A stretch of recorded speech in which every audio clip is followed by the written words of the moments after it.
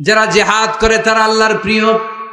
ওয়াজাহিদু ফিল্লাহি হাক্কা জিহাদিহি, যেমন করে জিহাদ করা দরকার ঠিক তেমন আল্লাহর জন্য জিহাদ করো। অনেকে মনে করে জিহাদ মানে তলোয়ার, জিহাদ মানে AK-47, জিহাদ মানে মাথার মধ্যে কালো পাগড়ি তারপরে বোম ফোটানো, আছে না নাই?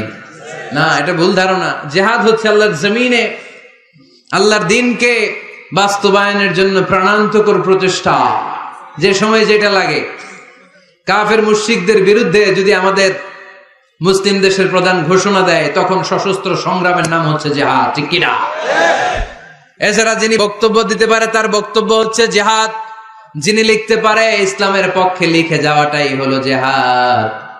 যার প্রশাসনিক ক্ষমতা আছে, প্রশাসনের চেয়ারে বসে ইসলামের উপকার করার নাম হলো জিহাদ।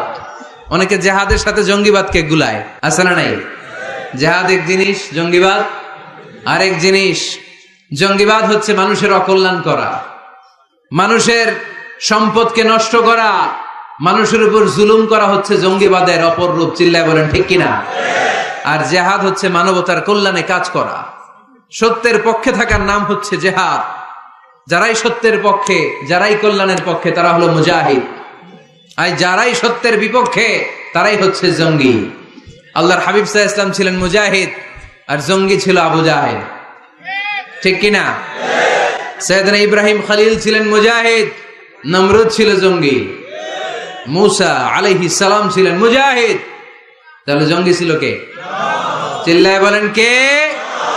এখানে আপনারা যারা কোরআনের পক্ষে, প্রত্যেকে এক একজন মুজাহিদ। চিল্লায় বলেন ঠিক কিনা? আর যাদের এই কোরআনের মাহফিলকে পছন্দ হয় না, কোরআনের আওয়াজ যারা সহ্য করতে পারে না, কোরআনের উচ্ছ্বাস আর আবেগকে যারা থামিয়ে দিতে চায়, এরাই এক একটা জঙ্গি। চিল্লায় বলেন ঠিক কিনা? এরাই জঙ্গি। জিহাদ হচ্ছে মুসলিমের পক্ষে মুসলিমের হক আদায় করার মিশনের নাম হচ্ছে জিহাদ। জঙ্গিবাদকে মাটির সাথে মিশিয়ে জঙ্গিবাদের কবর রচনা করার নাম হচ্ছে জিহাদ। সমাজ থেকে জঙ্গিপনা দূর করার নাম হচ্ছে জিহাদ।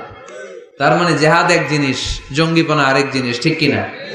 এক সাহাবী এসে বললেন, ইয়া রাসূলুল্লাহ, আপনি আমাকে সফরের অনুমতি দেন। বিষ্ণু বললেন, সফর করার দরকার নাই, জিহাদে নেমে পড়ো। ইন্না সিয়াহাতা উম্মতি আল জিহাদু ফি সাবিলিল্লাহ।